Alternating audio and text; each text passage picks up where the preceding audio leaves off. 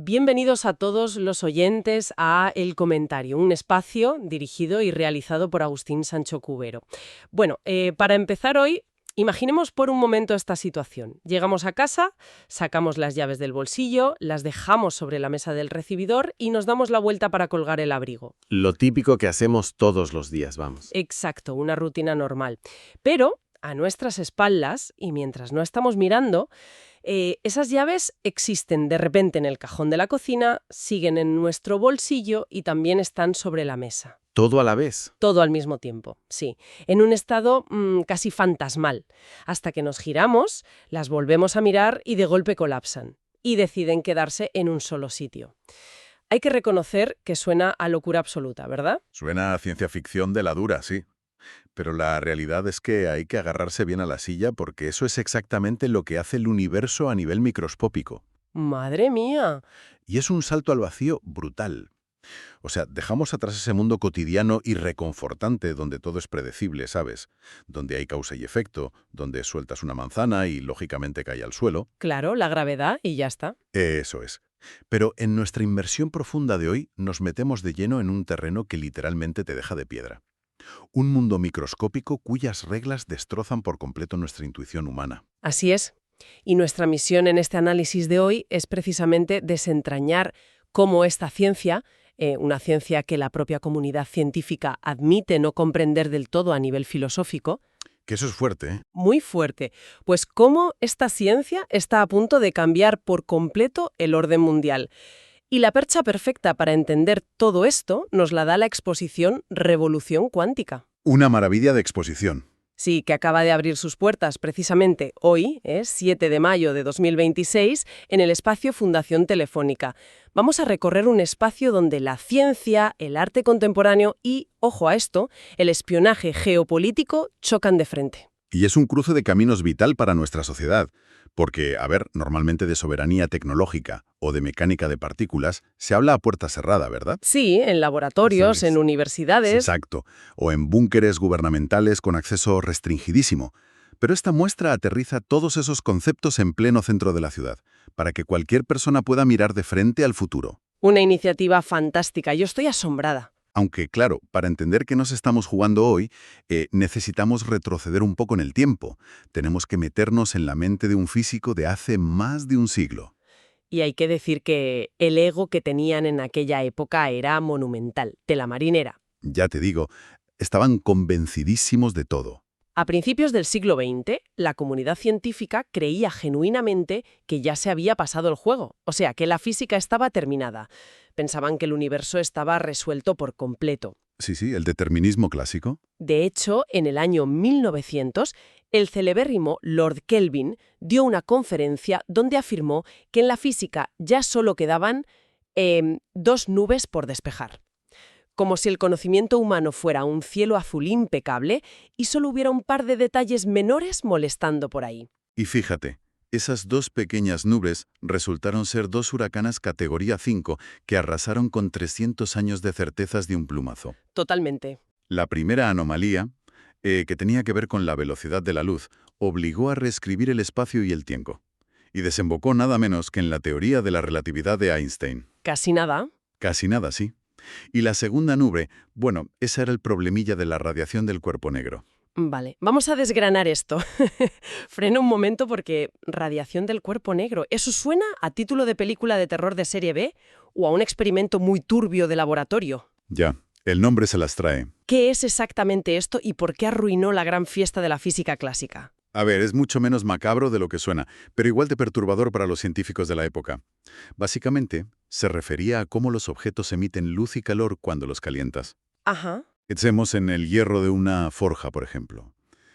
Primero se pone rojo, luego naranja, luego amarillo. Pues la física clásica de Galileo y Newton, usando sus fórmulas tradicionales de toda la vida, predecía que si seguías calentando un objeto, en un horno, la energía emitida en frecuencias altas crecería hasta el infinito. O sea que según sus ecuaciones clásicas impecables, al encender el horno de casa para hacerte una pizza, aquello emitiría tal cantidad de rayos ultravioleta y rayos X que te achicharrabas en el acto. Literalmente, sí. Daba un resultado matemáticamente absurdo. Lo llamaban la catástrofe ultravioleta. La realidad simplemente no encajaba con sus fórmulas perfectas. Claro, el horno no nos mata cuando hacemos una pizza. Menos mal. Entonces, para cuadrar las cuentas, un físico llamado Max Planck tuvo que hacer una trampa matemática casi a la desesperada. Propuso que la energía no fluía de manera continua, como el agua saliendo de una manguera, sino que se emitía a trompicones, ¿sabes? Como a saltitos. Exacto, en pequeños paquetes individuales e indivisibles, como si fuera arena, y a estos paquetes los llamó cuantos. Es como el dinero, ¿no? O sea, no puedes pagar algo con medio céntimo. Ese es un ejemplo perfecto. La energía venía en esos céntimos, indivisibles. Y esa idea, que parece tan inofensiva al principio, es la que dinamita todo. De hecho, la comisaria de la exposición, Sonia Fernández Vidal, usa una analogía fantástica para explicar esto. Sí, la analogía del reloj es buenísima. Dice que durante siglos vimos el universo como un reloj suizo impecable, lleno de engranajes gigantes, donde si conoces cómo se mueve la pieza A, sabes exactamente cómo se moverá la pieza B. Todo hiperpredecible. Todo mecánico y ordenado. Y en la exposición, de hecho, hay unas joyas bibliográficas del siglo XVII impresionantes, cedidas por la Biblioteca Nacional, que muestran esa obsesión histórica por el mundo mecánico. Claro, es el determinismo puro. El mundo era predecible, tranquilo, lógico. Pero llega Max Planck con su destornillador cuántico, abre la tapa trasera de ese precioso reloj suizo para mirar los engranajes minúsculos y, sorpresa, No hay engranajes. no hay engranajes por ninguna parte. Hay partículas que están en varios sitios a la vez o que se entrelazan a kilómetros de distancia. Es un caos absoluto. Y aquí viene lo que me vuela la cabeza a mí. Cuéntame, que la ciencia hoy sabe calcular el cómo, porque tienen unas ecuaciones impecables, pero el por qué hace eso sigue siendo un misterio absoluto. Construimos transistores para los móviles que llevamos en el bolsillo usando una ciencia que en el fondo no sabemos por qué funciona. Lo fascinante de esto es que muestra la gran desconexión de nuestra era. Y demuestra una cosa importante, que el conocimiento aplicado no siempre requiere una comprensión filosófica total. Es fuerte, ¿eh? Sí, sí. A ver, las matemáticas de la mecánica cuántica son el modelo teórico más preciso de la historia de la humanidad. O sea, predecimos el comportamiento de un electrón en un chip con una exactitud que da auténtico vértigo. Ajá. Así que los ingenieros, claro, no se detienen a debatir sobre qué es la realidad en un bar. Simplemente cogen las ecuaciones, ven que funcionan de maravilla y fabrican microprocesadores. O sea, construimos rascacielos tecnológicos inmensos sobre unos cimientos que son de hormigón puro, a nivel matemático, pero a nivel conceptual son pura niebla. Esa es la metáfora perfecta, pura niebla. Pero el problema de esa niebla es que, para el público general, crea un muro de ladrillo impenetrable. Nuestro cerebro evolucionó en la prehistoria para cazar bisontes y calcular trayectorias de rocas que nos tiraban, no para entender ecuaciones donde una cosa es a la vez una onda y una partícula. Ya, a nuestra intuición le da un cortocircuito. Totalmente. Las matemáticas por sí solas no bastan para divulgar esto al mundo. Se necesita un traductor. Y el hallazgo brillante de esta exposición es que ese traductor resulta ser el arte contemporáneo. En Fundación Telefónica han reunido, fíjate, más de 120 obras y a 7 artistas como Massimiliano Moro o Frederick de Wild, que hacen básicamente de mediums. Son traductores visuales. Exacto. Su trabajo es coger esa abstracción tan helada de las ecuaciones y convertirla en algo que podamos sentir y experimentar físicamente, porque si no, no lo podemos entender con la lógica clásica de toda la vida, necesitamos que alguien nos lo traduzca visualmente, a los sentidos. Y el gran triunfo de estas obras artísticas es cómo abordan el concepto más indigesto y difícil de toda la física cuántica, que es la famosa paradoja del observador. Uy, esa tela. Esa idea de que el simple hecho de mirar una partícula, de observarla, altera su estado. Y ojo, porque hay que aclarar algo. Mucha gente cuando oye esto por primera vez, piensa automáticamente en misticismo barato o en pseudociencia, ¿sabes? Sí, el típico rollo de el universo nos escucha y conspira a tu favor y esas cosas. Exactamente. Creen que la materia tiene conciencia, Y no van por ahí los tiros. Bueno, es que hay una cita de la comisaria en la propia exposición que dice textualmente, una cosa no existe hasta que la observas. Una frase potente. Aquí es donde se pone realmente interesante. Porque claro, yo leo eso como presentadora y tengo que hacer de abogada del diablo. Suena totalmente a truco de ilusionismo. Le estamos diciendo a nuestra audiencia que la realidad física cambia solo porque un científico con bata decide mirar por un microscopio. Ya, a ver, entiendo perfectamente el rechazo inicial, porque, como decíamos, choca de frente con nuestra experiencia en el mundo macroscópico. Pero quitemos todo el misticismo de la ecuación y hablemos de la mecánica pura y dura. Vale, a ver. Pensemos en cómo vemos las cosas grandes nosotros. Para que cualquiera de nosotros vea una silla, la luz de la habitación tiene que rebotar en la silla y llegar a nuestros ojos. Sí, física del instituto. Hasta ahí llegó. Ese rebote de luz es tan débil a nivel macroscópico que no empuja la silla. La silla ni se entera de que la luz está rebotando en ella. Vale, hasta ahí todo normal. Pero a escala subatómica, la cosa cambia radicalmente. Un electrón es tan, pero tan minúsculo que, para verlo, entre comillas, tienes que dispararle un fotón de luz o interactuar con él usando otra partícula. Es el equivalente a intentar averiguar dónde está escondida una pequeña canica en una habitación a oscuras. Lanzándole algo, supongo. Exacto, lanzándole bolas de bolos a ciegas hasta que le das a la canica. ¡Ostras! Claro, en el momento en que escuchas el golpe de la bola de bolos contra la canica, sabes exactamente dónde estaba en ese milisegundo. Pero el propio impacto ya la ha mandado volando a la otra punta de la habitación. Exactamente eso. El mero acto de medir requiere un intercambio de energía físico que altera irreversiblemente el sistema cuántico. Lo fuerzas a definirse, a colapsar de un estado de múltiples probabilidades a una única realidad. ¡Madre mía! Por eso el arte de la exposición es tan clave en este punto. Hay una obra interactiva espectacular del colectivo ... No te ponen delante de una pizarra aburrida llena de ecuaciones sobre el colapso de la función de onda que nadie entiende. Que saldríamos todos corriendo. Claro. Te ponen frente a una instalación donde tú, con tu cuerpo, experimentas visualmente cómo tu propia presencia y observación definen lo que hace la obra frente a ti. ¡Qué maravilla! Igual que en otra de las obras destacadas que se llama Horizontal Depth. Hacen que tu cerebro primitivo pueda, por fin, sentir físicamente ese choque de intentar medir lo inmedible. Es usar el arte como la herramienta pedagógica definitiva. Me parece brillante. Pero lo que deja verdaderamente sin aliento de esta inmersión profunda que estamos haciendo es que la exposición no te deja flotando en el mundo del arte o de las ideas abstractas. ¿Qué va? De repente, giras en una sala de la exposición y pasas de esa filosofía al hardware puro y duro, a lo tangible, a lo que está decidiendo ahora mismo, hoy en día, el equilibrio de poder en todo el mundo. Sí, pasamos de intentar entender el qué a ver el con qué.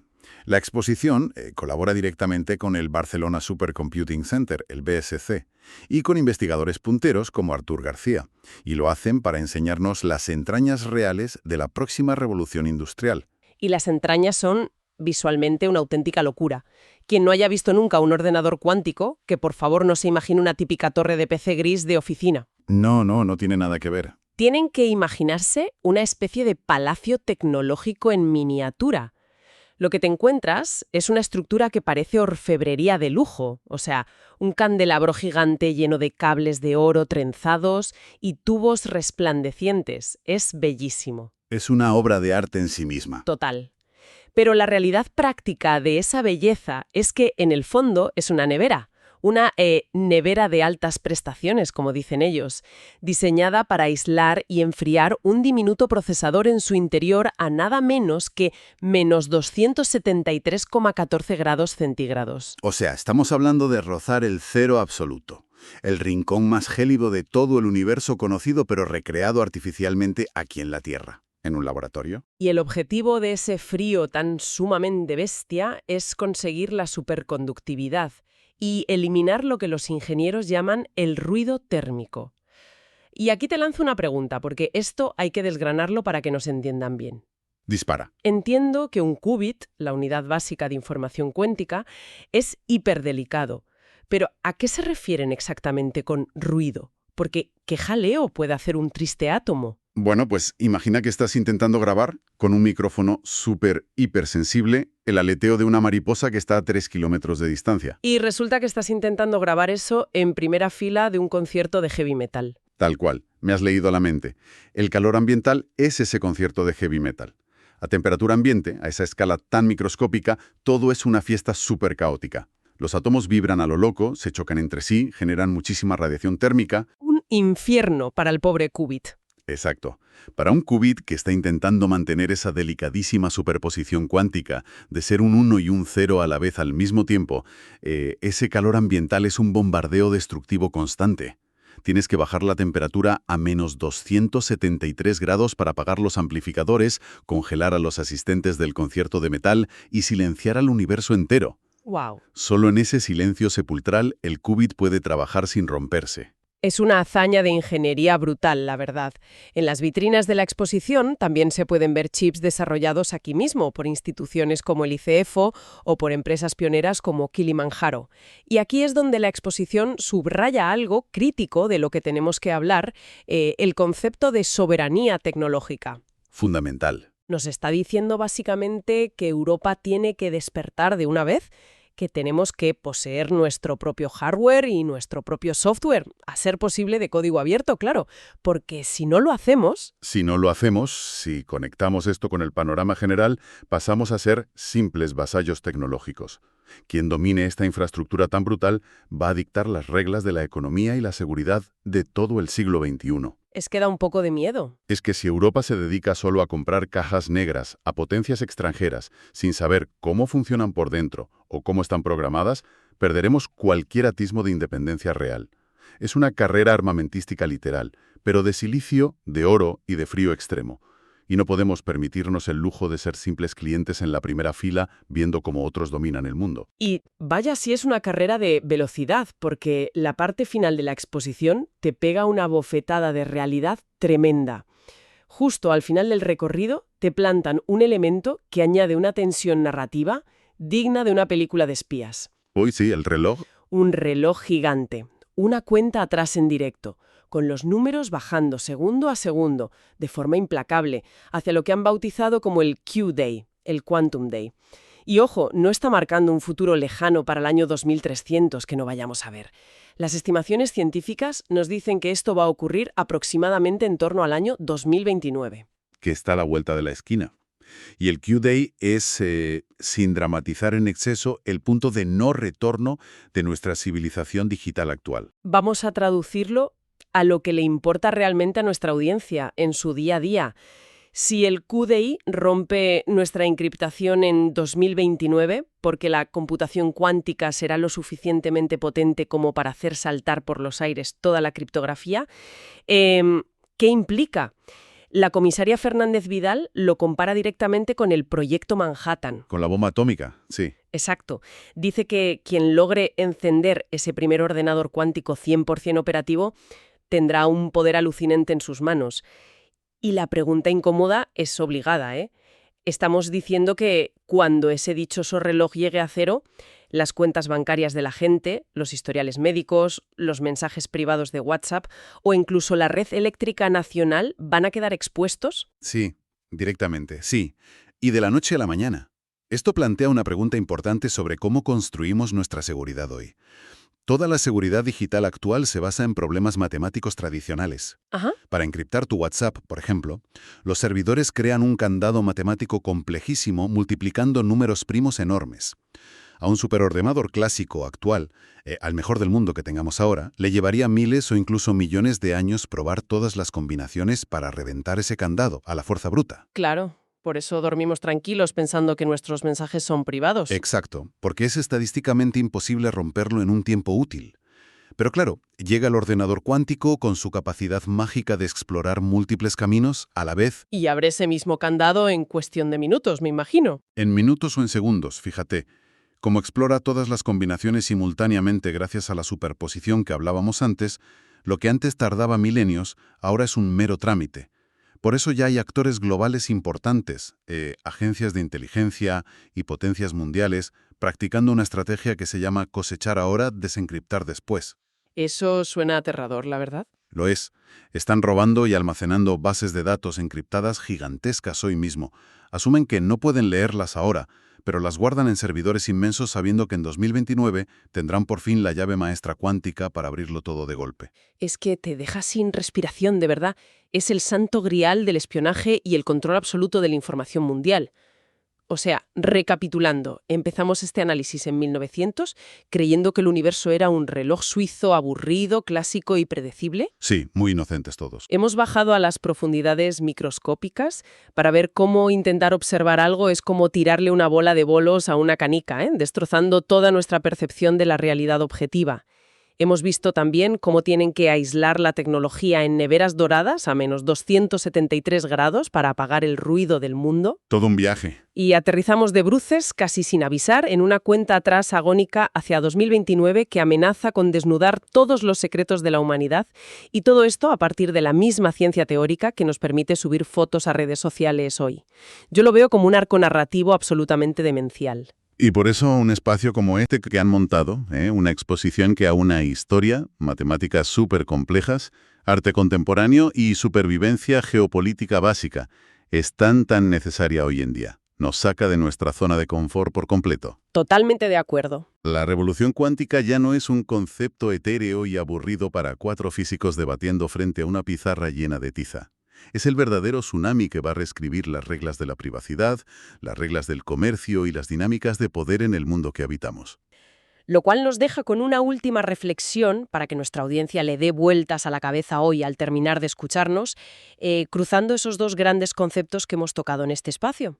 A ver, cuéntame. Pues mira, la física cuántica y el arte de la exposición nos enseñan que la realidad es moldeable, ¿no?